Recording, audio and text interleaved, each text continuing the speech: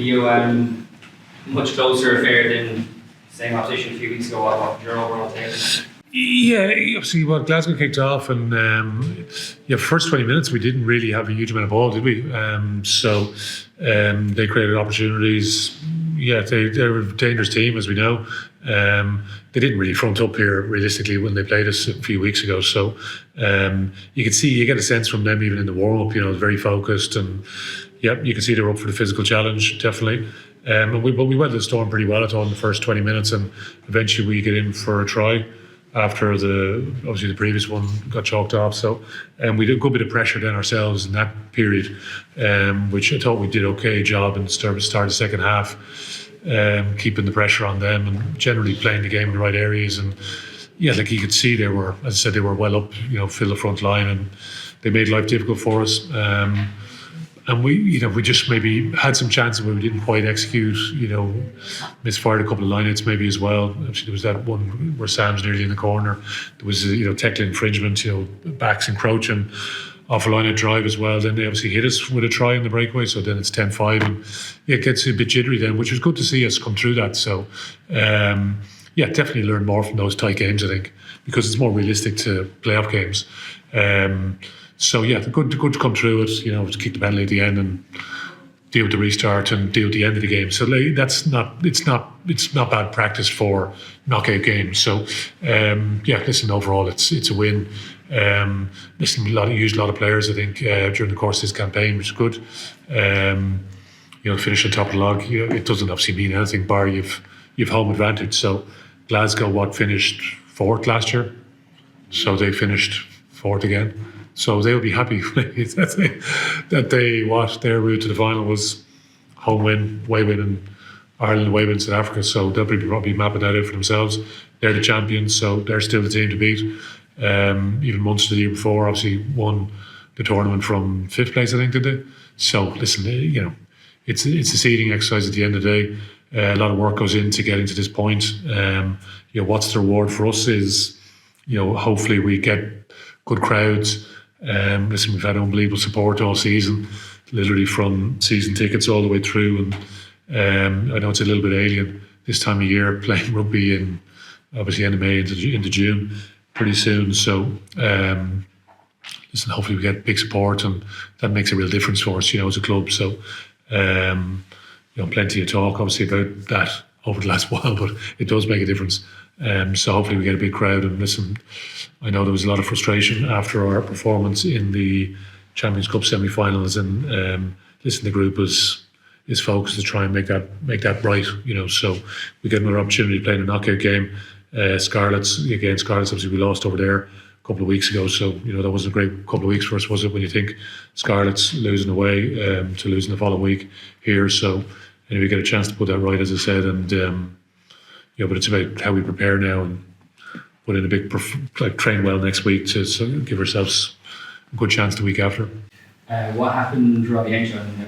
Yeah, he's banging his knee, so again, not 100% sure yet, but he'll need a bit of more exploring there. Obviously, Ty didn't come off the bench as well. He just felt something as well, muscle-wise. I'm not sure, but that was the message there. So again, we'll just get him checked out, the extent of that. So I think it'll be minor enough in a warm-up, obviously, but we'll just make sure. But fair play to Tom Clarkson. Thought he was excellent.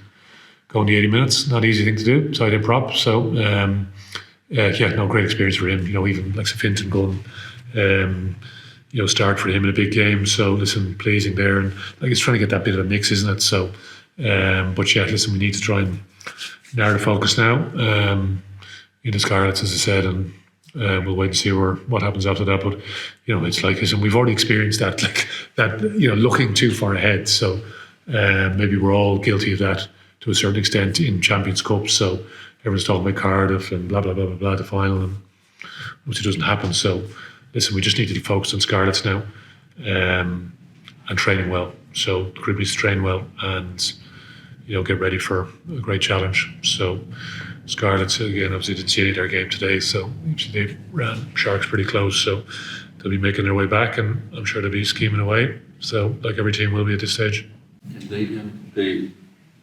This stage, apart from yourselves, is it the teams really that you thought were going to be at this stage in the knockout stages of the URC, you know, the couple of teams from South Africa, yourselves, Scarlet's just getting in there today, and then obviously Munster digging deep to get there. So more or less the same kind of teams that have been kind of making the running and that have been tougher to play against during the course of the season, you think? Yeah, but it's been unbelievably competitive, isn't it? You know, over the course of the season. So, and that's the thing. Like there's a lot of great work has gone in. You know, we used a ton of. You know, Derek was there yesterday. We were talking about it. Like we've used a ton of academy players this year, for whatever reason. I just, you know, it's in just the way the season plays out. So, and they've been excellent. You know, so a lot of young guys have got great exposure.